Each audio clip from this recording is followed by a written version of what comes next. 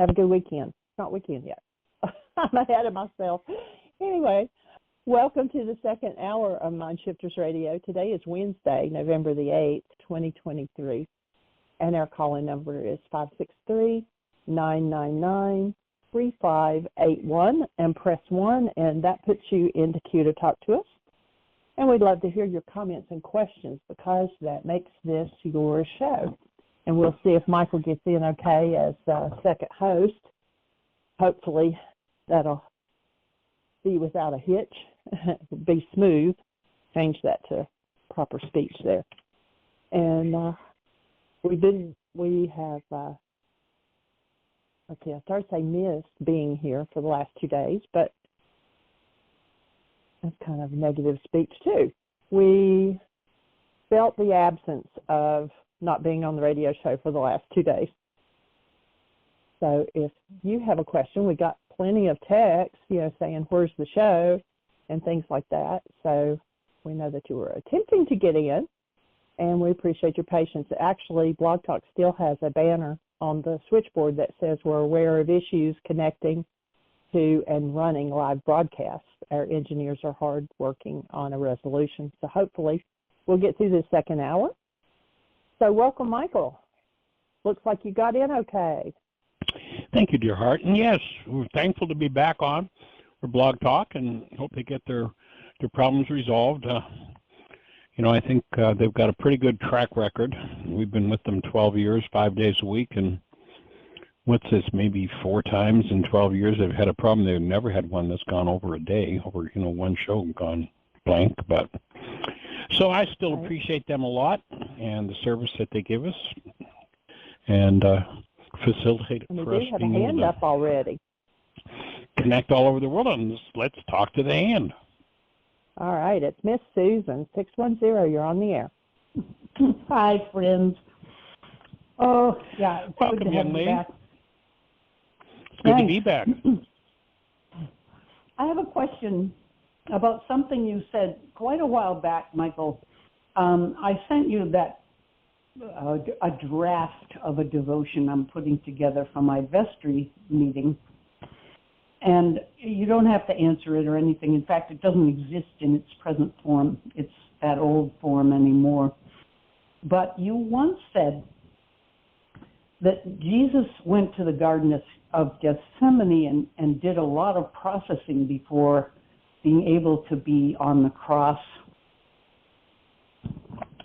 in the way that he was. And I've often thought of him, I still do think of him as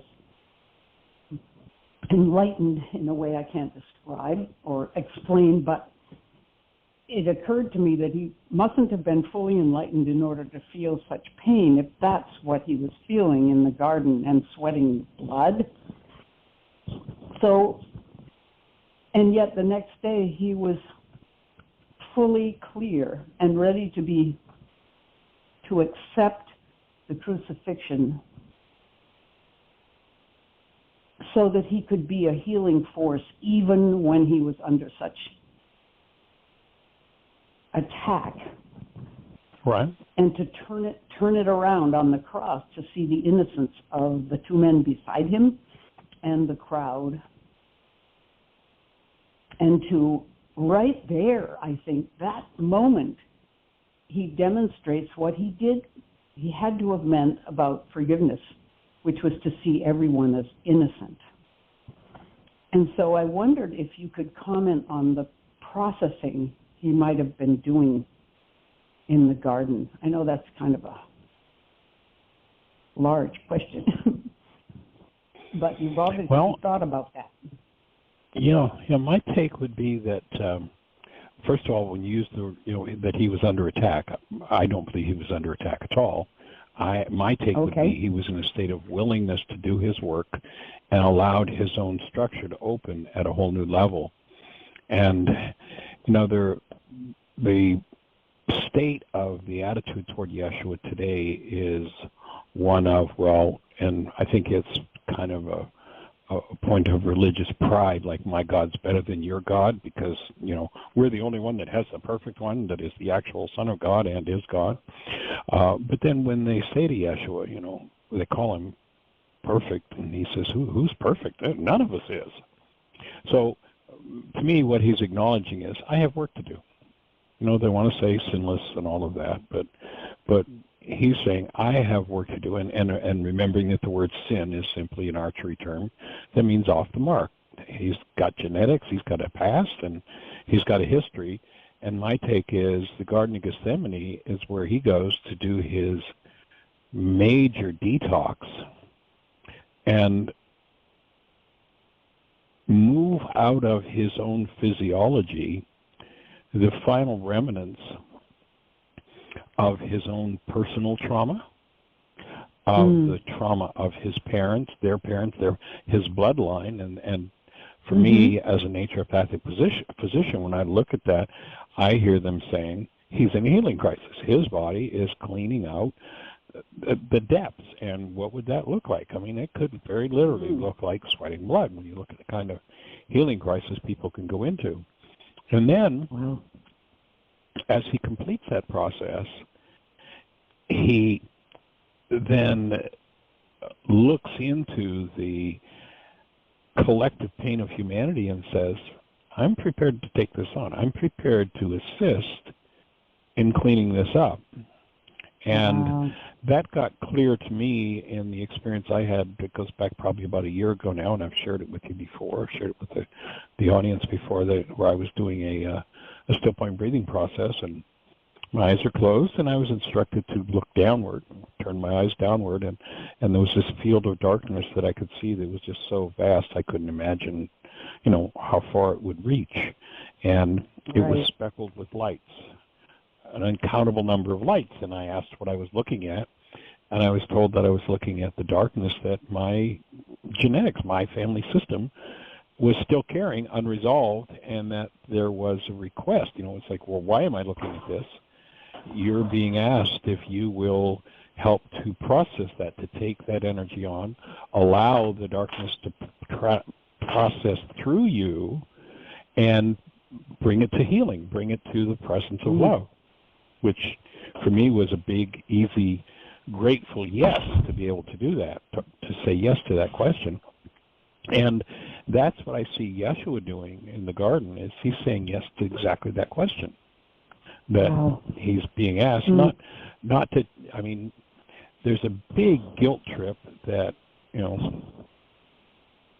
so-called Christianity has laid on human beings, and that we caused all the suffering. It's all our fault, and he had to come to atone. And that comes from a long history of blood sacrifice, and the only thing that will sacrifice of course, the king in the world, the guy who's running millions of people's lives for profit, the only thing that will satisfy him if he's offended is somebody else's blood. And I don't believe that bears any relationship whatsoever to the Creator. There is one point where, the Creator ostensibly in the Scriptures is talking to humans, says, the smell of the blood of those bulls you sacrifice for me, I can't stand that in my nostrils. Stop it. I don't want your sacrifice. But, here's a whole so-called religion that's based in, we got to sacrifice. And, I mean, I've actually on occasion visualized going into a center where they teach this kind of stuff and saying, okay, here, I got a bowl of blood. Let me throw it on you. Let's see, we're going to wash you in it, and watch what people do. I mean, they don't think about what it is they're saying. And they certainly don't accept that particular passage where the Creator says, I don't want your sacrifice. It's not about, I'm only going to be happy if you kill somebody. This just, but it's great for keep people in guilt and fear. And people who are in guilt and fear make great subjects, and they make a lot of money for somebody, for whoever's on the top of that pile. And for me, I think that each of us, as we do our work, is more capable of being the space.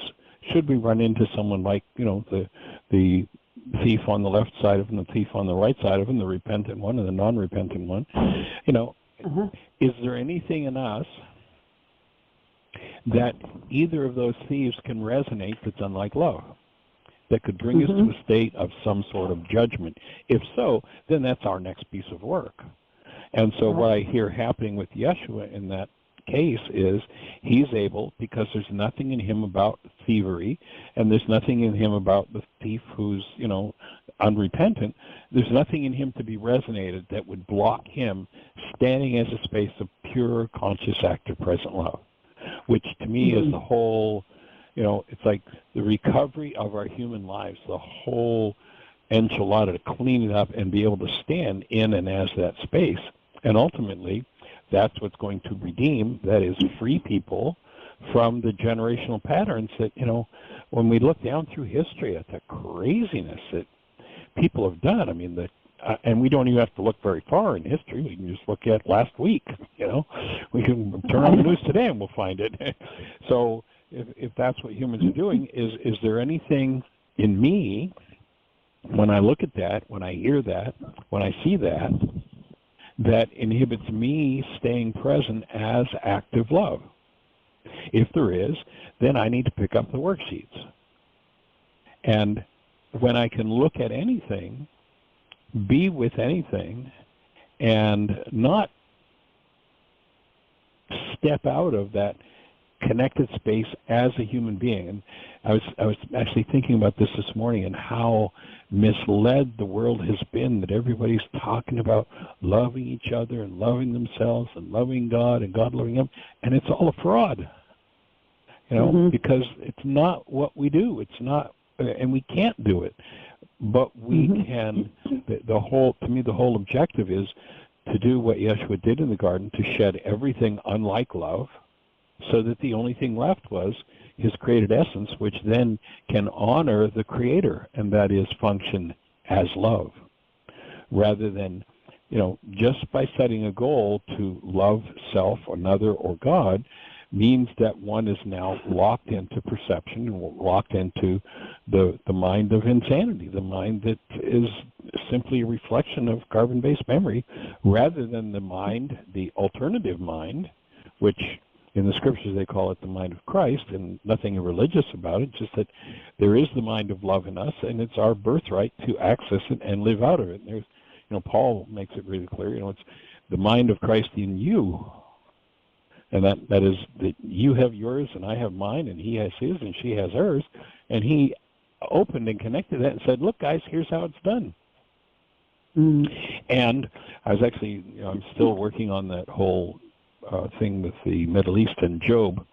And I was listening to another presentation. I've been just sorting through stuff on YouTube University about Job and listening to all kinds of opinions and such.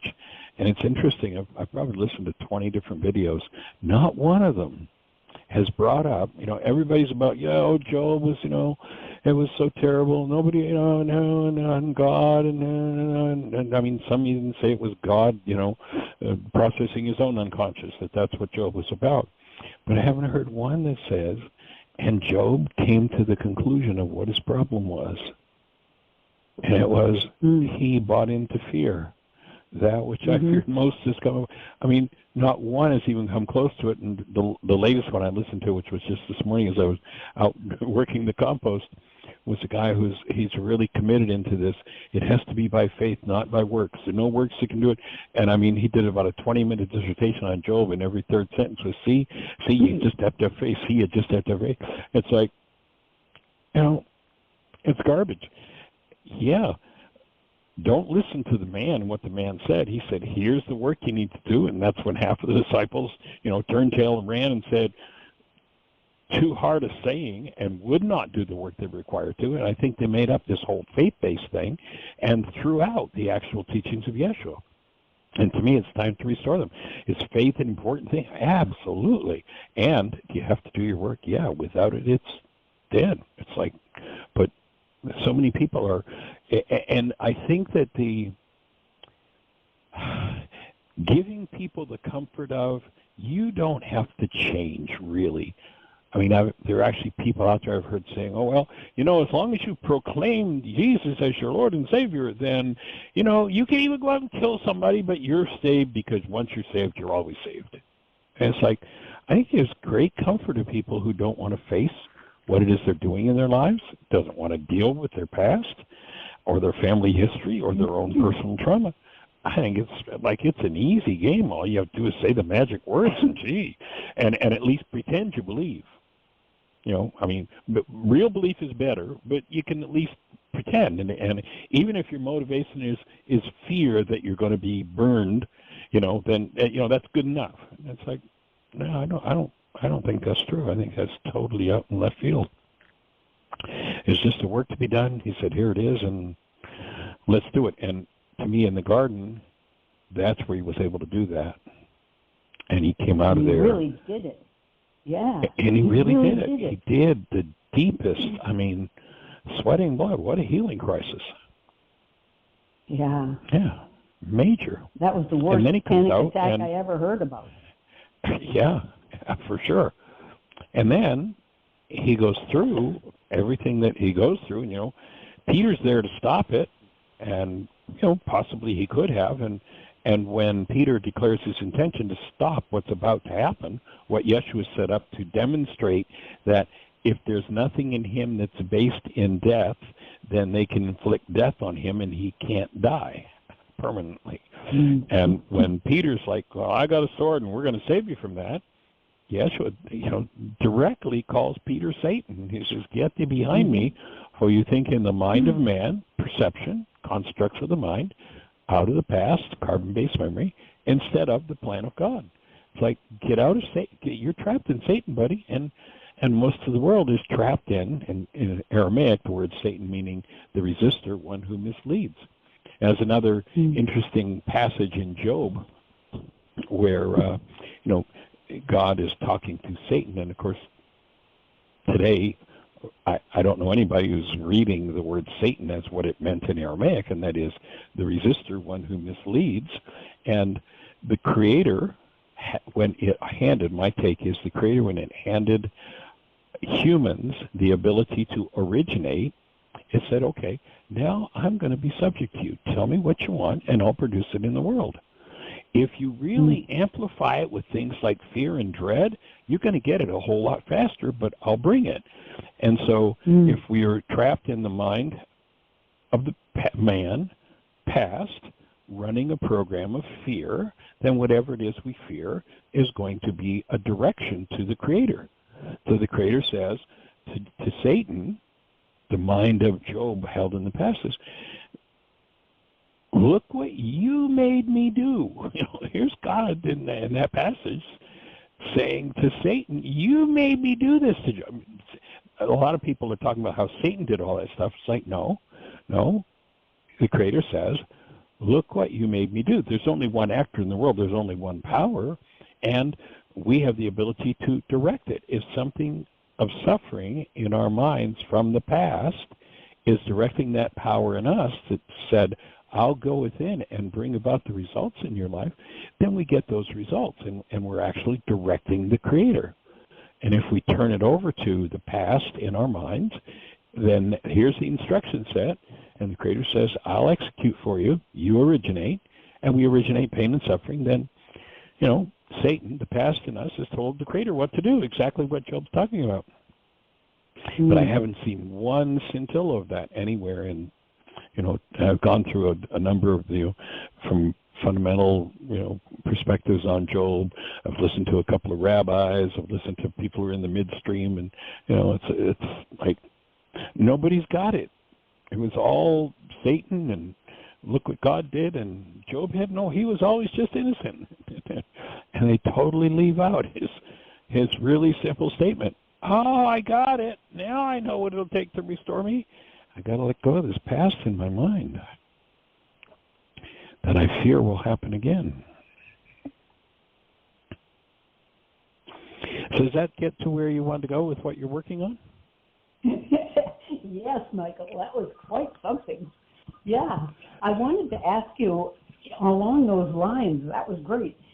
We have a man in our group who I swear to God has done a lot of his work and is quite clear.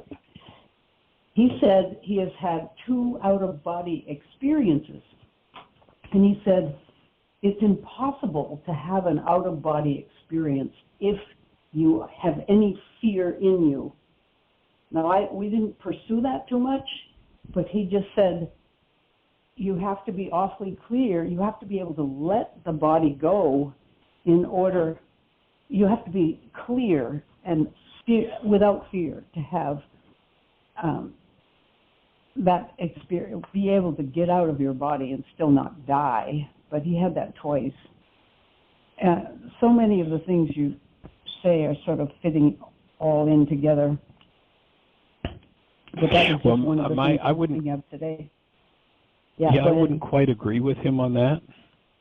And the reason I wouldn't agree is because if you classify a person who disassociates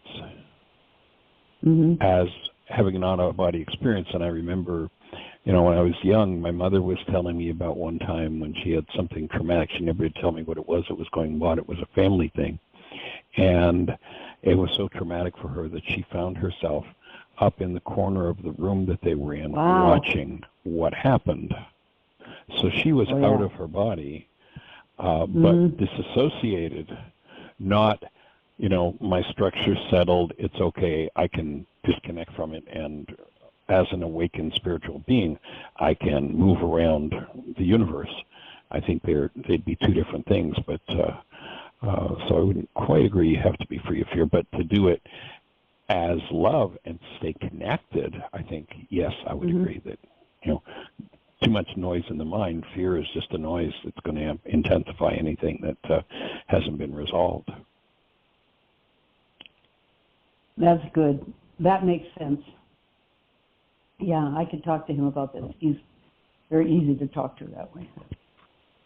Yeah, well, we're having, the work of, I have two things I want to add. One of them is Diederik's lesson for the day, and Jeanie probably got it too. He says, he's quoting Dostoevsky first. She enjoyed her own pain by this egoism of suffering, if I may so express it, says Dostoevsky. And Diederik adds, I love the bluntness of the words egoism of suffering. There is a delicious redundancy in these words. How often have I not reveled in my suffering? And this is so relevant today. But anyway, how often have I not defended my right to be miserable and very quickly made you the cause? I just love this. And right now, I just think it's so applicable. We could correct some of our thinking in the world situation by stepping back and realizing we've created this ourselves. And I think many of us are agreeing with that, admitting that we keep fanning the wrong flames and the wrong fire, and we're going to have more and more of the same until something shifts big time, hoping Jesus' leavening will leaven the whole loaf there, because it's going to take a while otherwise. But, and I forget, did you want to say something? Because I forgot what else I was going to say. Okay, well, I was just going to add that I think that hand in hand, suffering and victimhood are an addiction. They literally are an effort to avoid contact with our true being, and it's a way to dissociate from those painful experiences that we don't want to feel or deal with. It's no different than a shot of whiskey. And you watch people and they go under stress and they go into that victim game and look what you've done to me. It is all your fault that this is happening to me again for the 87th different time with 42 different people. And it's like, it's literally an addiction. Compulsive use of that victimhood and suffering to avoid responsibility and dealing with what's being produced by the mind.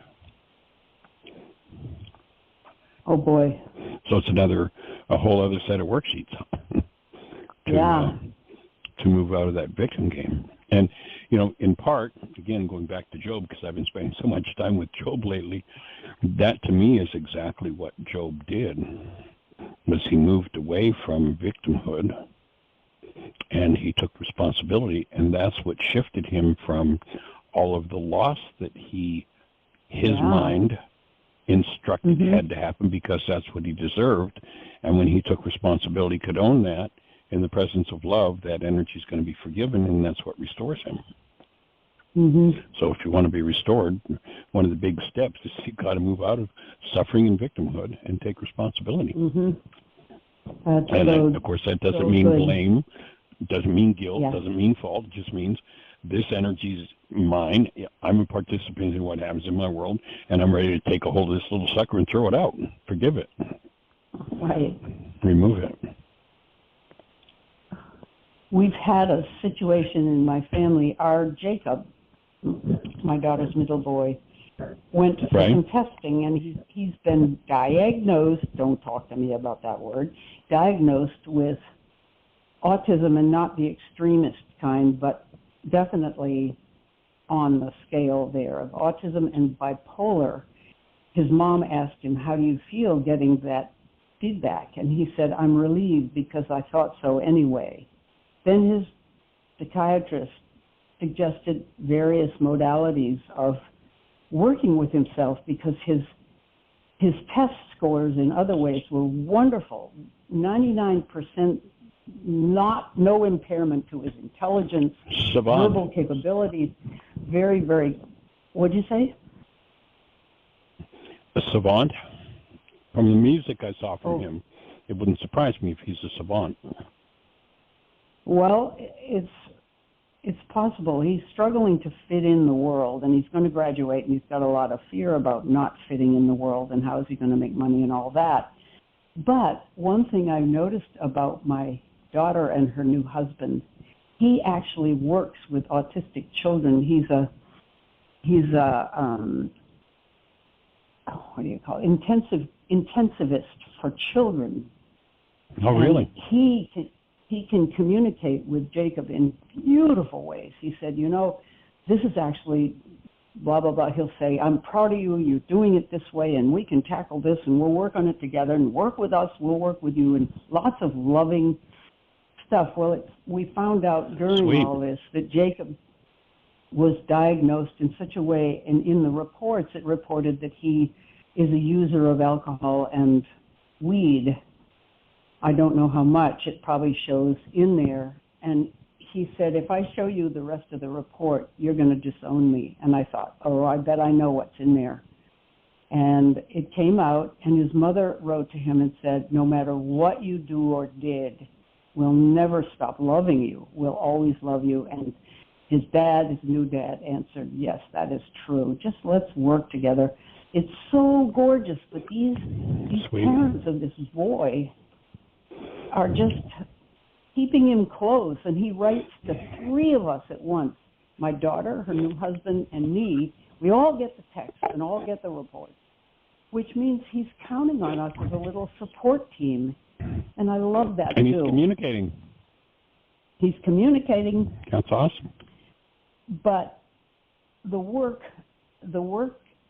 you do and the wake-up sheets these past 6 years have helped us all, because I talked to my daughter about this stuff, and I think we've all come around to understanding the nature of forgiveness the way Jesus teaches it, that we see them as innocent. We're seeing Jacob as innocent no matter what. Correction needed, yes, but not from a punishing mode.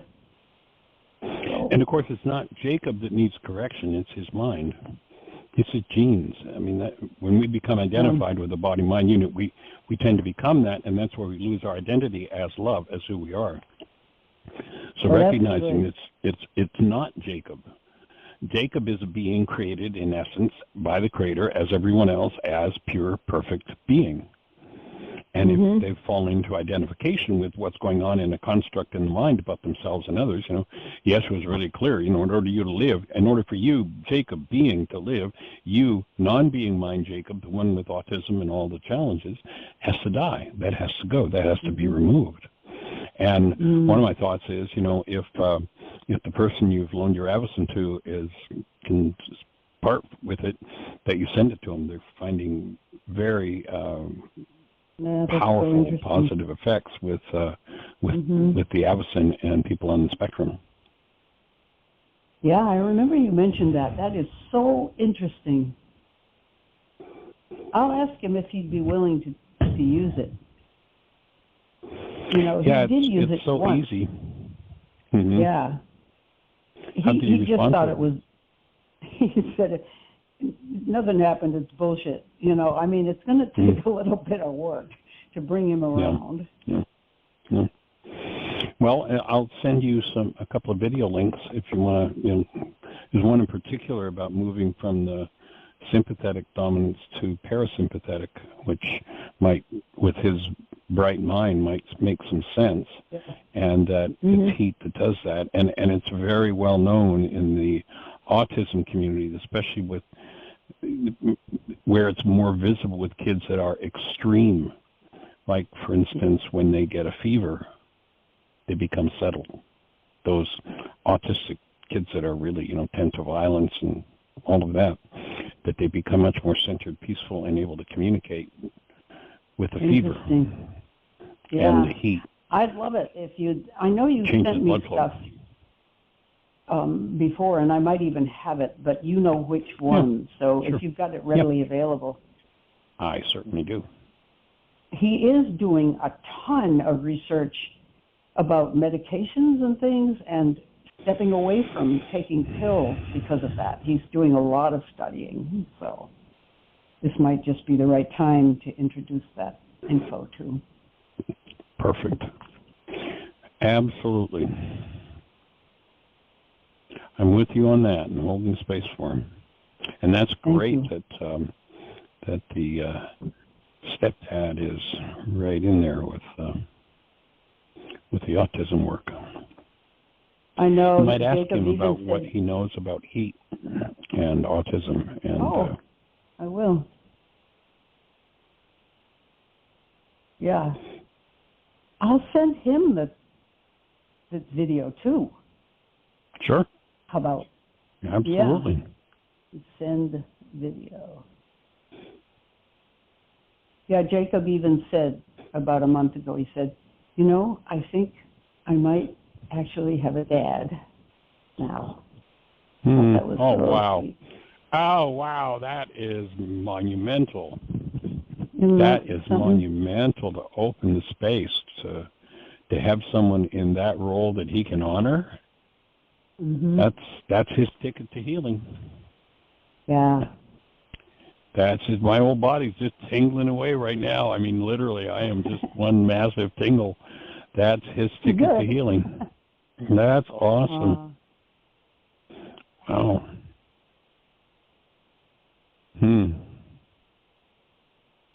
Very sweet. You have been such a powerful influence to keep this moving forward with so many people. It's fabulous. Well, I was thinking about purpose in life.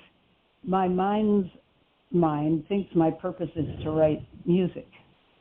And that may be so, but I think the purpose has morphed in the last 8 years, morphed over to just supporting people in my family mainly. And so who knows, maybe a whole opera about the healing of family. What it really means. Who knows who that could introduce healing to? And that's a big fat thought I have to let sink in there. Anyway. Thanks, Michael. I know that. Honored and delighted. I'm just so delighted to hear that Jacob just voluntarily came out with that. It's like monumental. Yeah. I'm counting on that and his good intelligence to bring himself around. Sweet. Is your daughter's husband, is he currently working actively with kids? Yeah, totally. So it's something always. he does on an ongoing basis. So if he would like,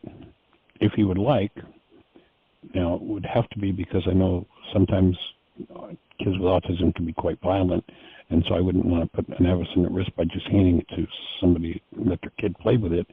But if he wanted to work with right. people to test it out, I'll send him one to try out, to work with some kids and see what he notices. I'll send him the video and then talk to him about that. And I've written down your suggestion. That's very generous. That's good. Yeah, he's the ICU intensivist there, total full-time, taking care of families with children in trauma. And he has a way of, he's a very, very effective man, partly because he can love them and detach and actually come home and be able to sleep. Amazing. Sweet. Well, what a great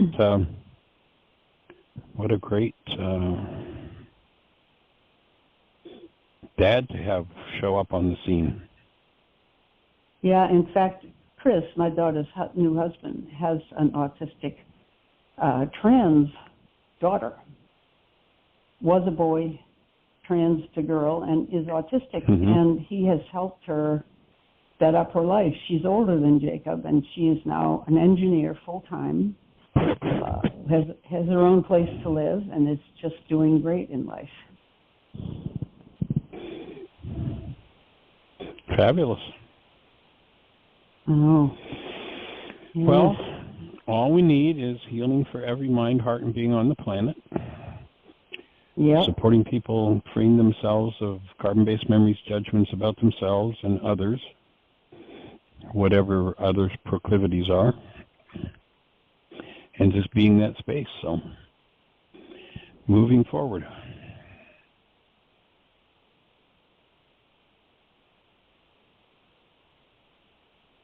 And I'm sending you actually I sent you a set of links, but I'm sending an additional one on autism, and the research has been done with the Allison. Well, okay, good. So yeah, I'll send I'm you just items looking. there. Thank you. I'll send this along. Thanks a lot. Delighted.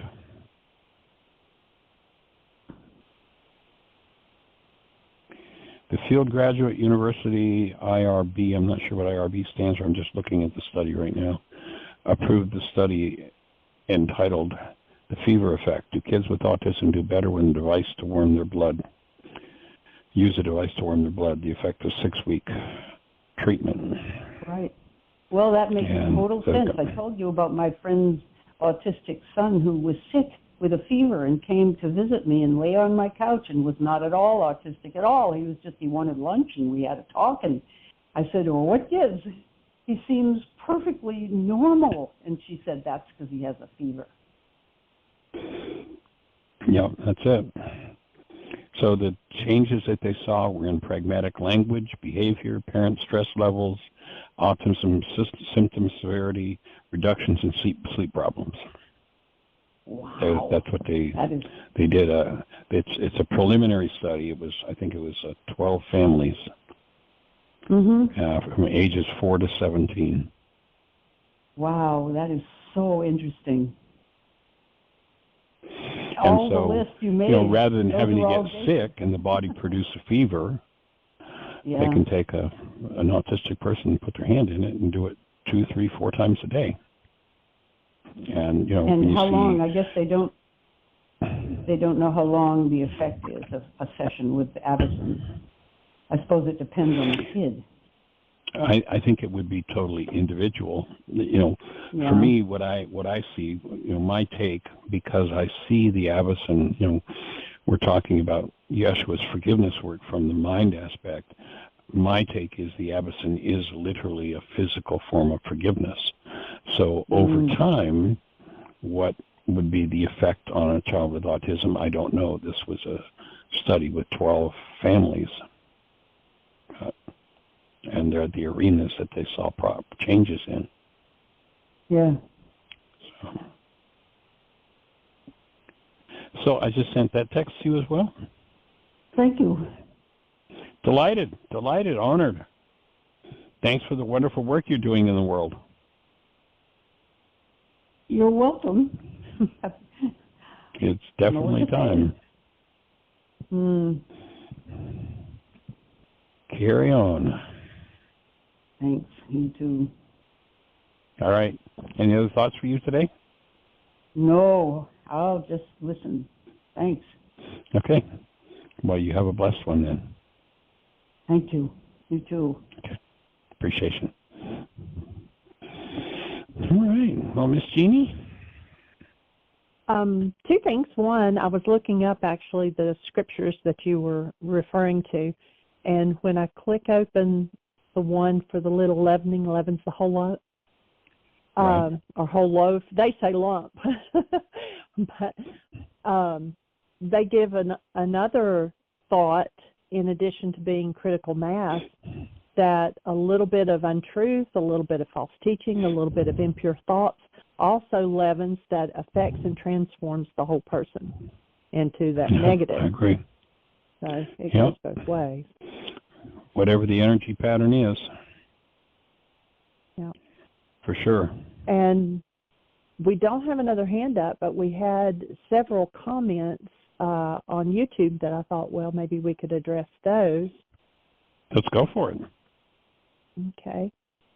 One of them says they had been watching the Global Book Club from back in January, and they said, from what I understand, the word human means lower than beast, and nowhere in the Bible uses the term human.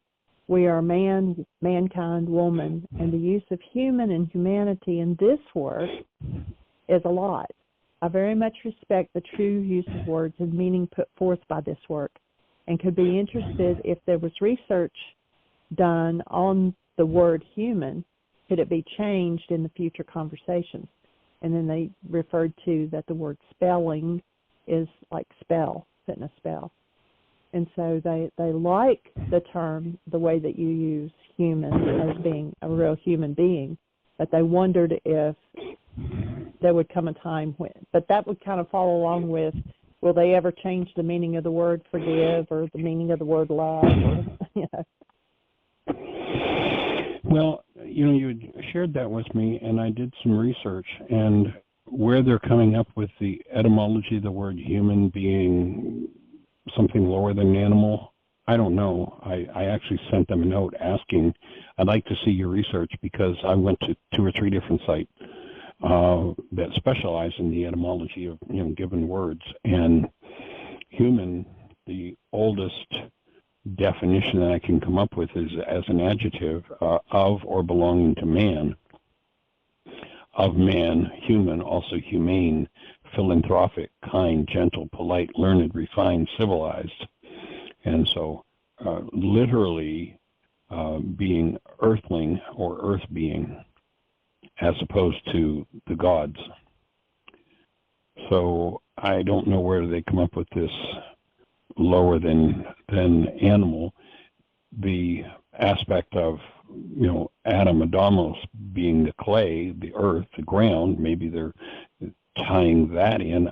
I don't know, but I don't think their etymology is accurate. But I'll wait, and maybe they've got some other sources that I'm not aware of. But I looked at 3 different sources to come up with to look for that meaning, and didn't find it. So that would be my thought on that one. We are human, man being Adamos, clay, and then there's the created aspect.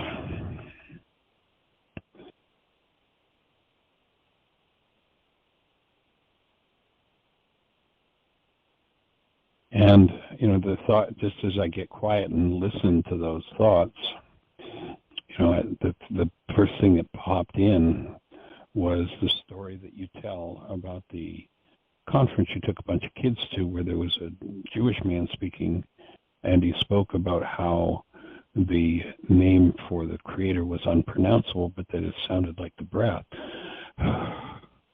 And when you put that together with man, and the Creator breathed into Adamos the red clay, the breath of life, phew, man, that sound of breath ties in very well for me. I never thought of that before, but just getting quiet as I said what I said, that's what popped up for me. So it'd be funny if you sent that to her with that conversation, and I'd love to hear from her. I hope she responds to my question or my thought back to her.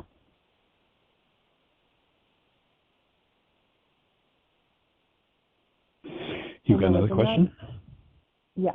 They had been watching What is the World on YouTube, and they said, right. I wonder if this view, which I'm assuming they mean your view, or the Course in Miracles view, is more materialistic or more spiritual. The activity of thinking is a spiritual activity, leaving its imprint on the brain cells. Is that right? Yeah, my take would be that the act of thinking, actually, we've talked before about how the ego mind has a cheap copy of everything that's real in the spiritual dimension, and the cheap copy of thinking, which best definition I've been able to come up with is it's the ability for us as humans to hold love conscious, active, and present in our minds, whatever shows up. If we can actually think, if we can actually do that, then anything that's in the mind that is incorrect or off base with truth is going to be instantly transmuted, and there's a space for the true to come through. That's thinking. It's not cycling information in a database.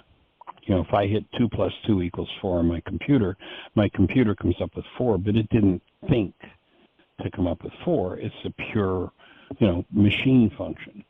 And so if I say something like, don't think about the color of your car, what resonates in brain cells, it's kind of a machine function. Whatever's in brain cells about the color of one's car.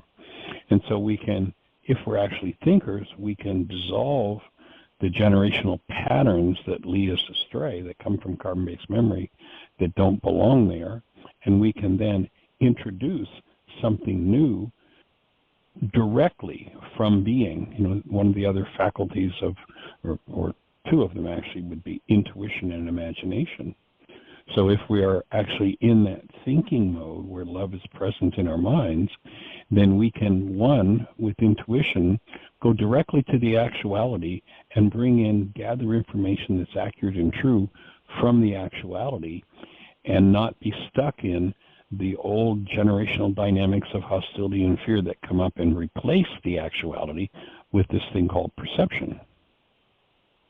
And the second thing is that so I can go with if I'm awake as a human being and a thinker, I can bring in, and actually as I think about it, as I tap into it, all of these things are part of the gestalt of being able to think, which is not something I'd ever thought of before, new information.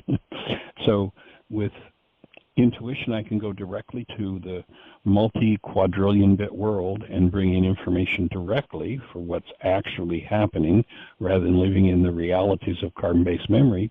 And with imagination, the ability to image in, to bring in something maybe that isn't in the actuality, but I'm able to bring it in brand new. I can introduce something new. That's would to me be another aspect of the ability or the state of being a thinker. It's not about rearranging, the deck chairs on the Titanic. Information in mind, which David Bohm said, most people, when they say they're thinking, are simply rearranging their prejudices. It would be a thinker would heal their prejudices, would heal those things that are less than love in them, and originate a new world.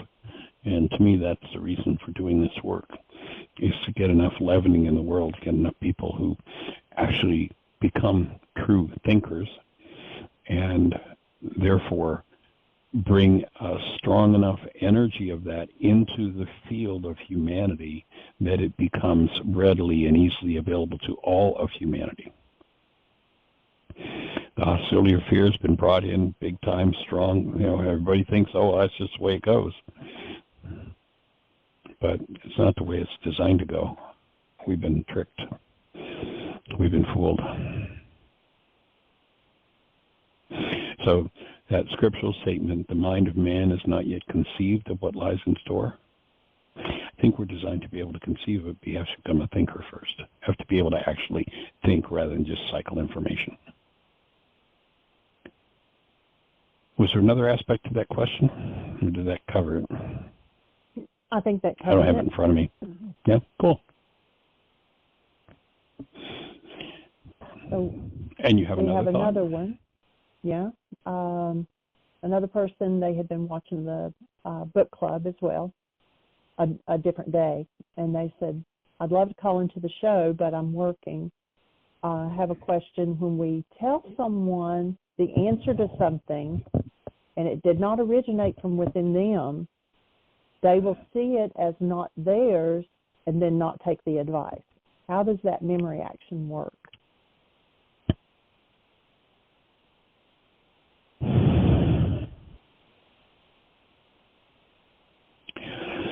Well, the sense I get with that kind of statement is, if I have a packet of information that I believe is true, and I've got somebody else who, and for me it is true. It may not be the truth, but for me it is true. And I try to make it somebody else's truth, then they're going to reject it. If there's a different perspective on something and it comes up in the carbon-based memory system and fills conscious awareness, then that truth I'm trying to offer will bounce off of them. There won't be room for it. And if I can, let's say, for instance, rather than say, here's this packet of information, you need to accept it, if I can find a way to demonstrate that packet of information, if I can put it in live terms so they go, wow, my experience is, wow, that was really something, then it creates a space. It serves a similar purpose to a parable. In Aramaic, the word parable means parallel meaning.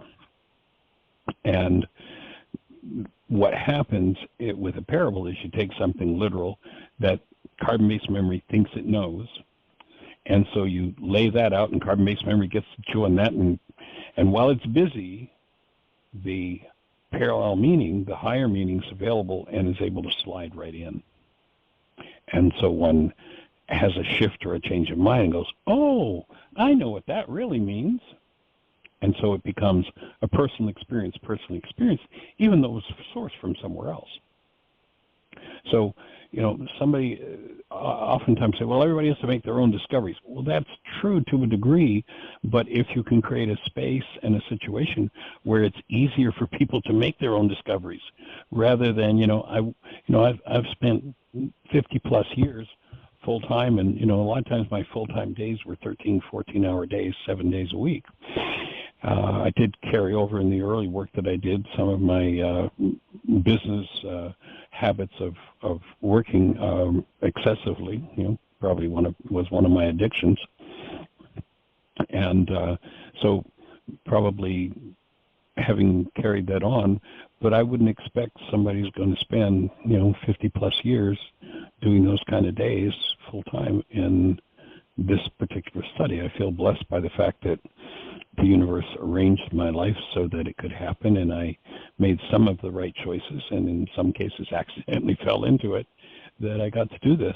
So, but yeah, everybody has to have their own personal discovery of that, their own direct experience of the, what should I say, the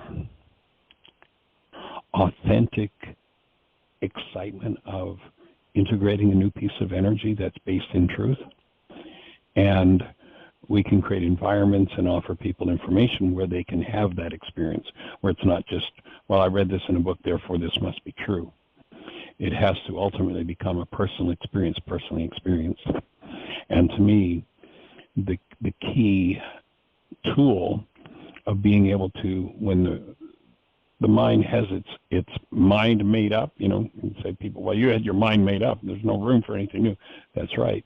But when I understand how to forgive, whatever I've made my mind up to, if I understand the goal that's driving it and I cancel that goal, then the content of carbon-based memory is going to collapse. That which formulates my perception is going to collapse. Now I have, as the Course in Miracles says, a clean and open space within my mind where the mind of love can show up. And when that happens, I become a thinker. Ties it right back to the whole thinking thing.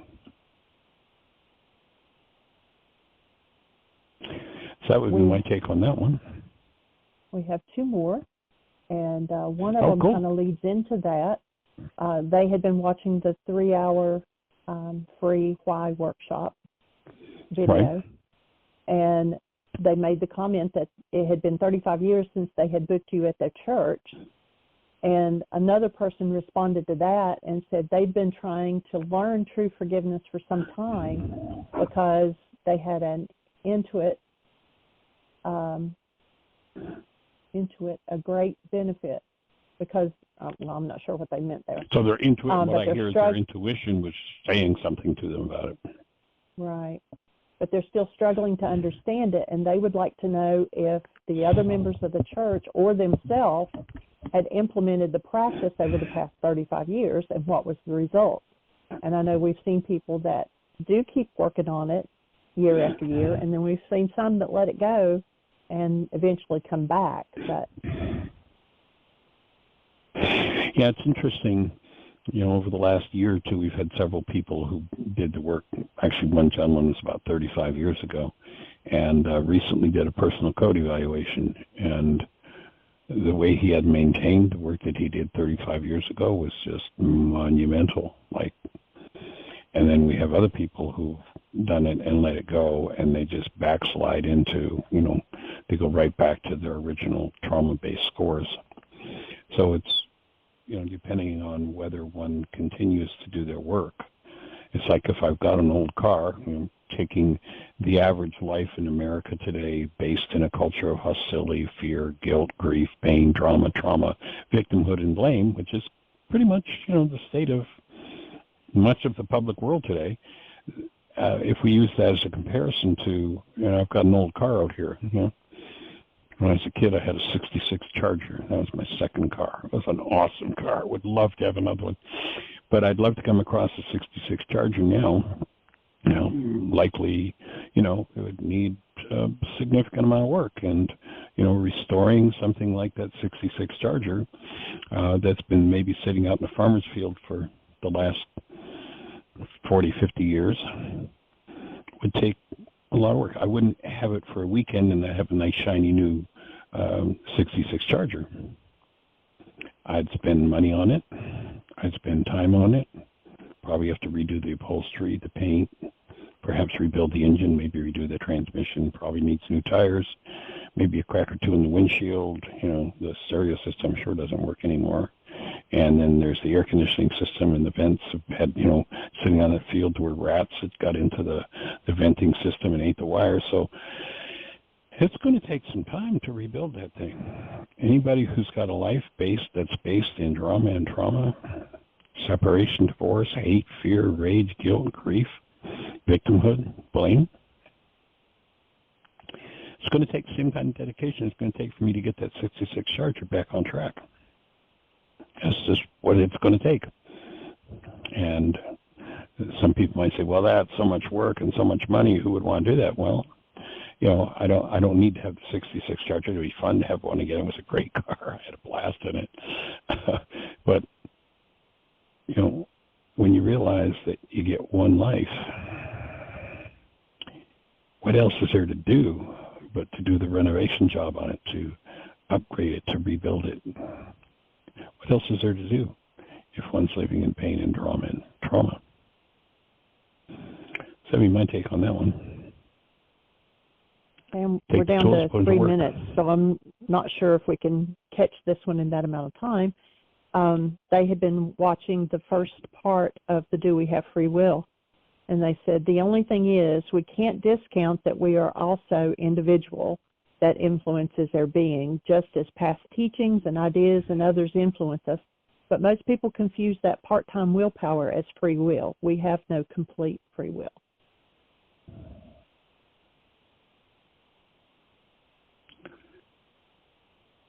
Well, that sounds more like a statement than a question. And, of course, I answered the question in, what have we got, 3 different programs that we did on that whole thing about free will? 4 of them. So, 4 of them.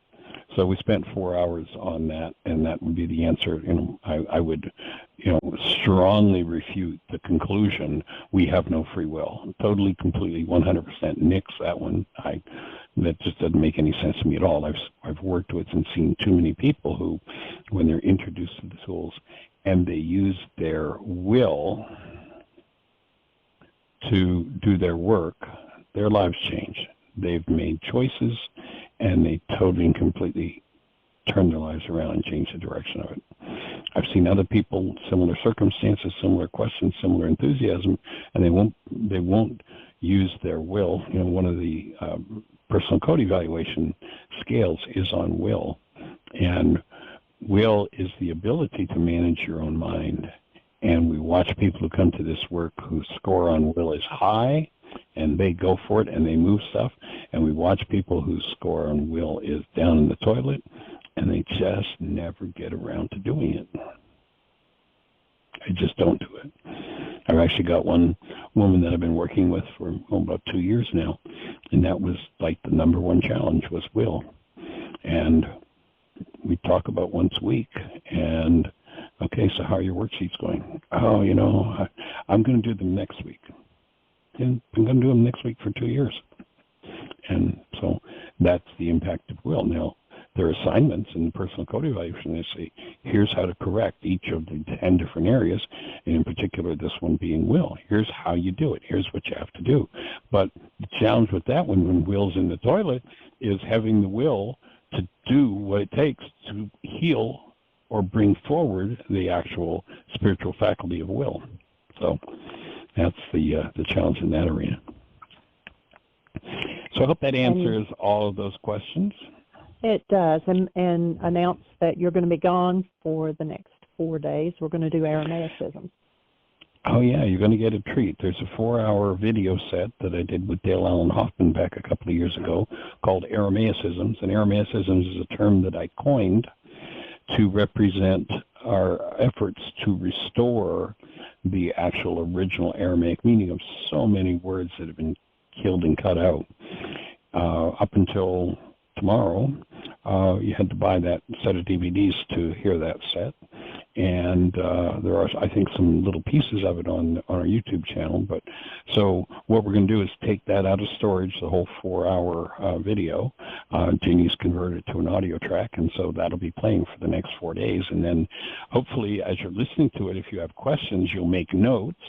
And then on, next week, we'll get into those questions. So please take a notebook for the next 4 days with you to the show and track whatever thoughts come up, questions, or anything you have to share, any input you've got for it. And please share it with us next week, and we'll carry on the conversation. So thank you for joining us.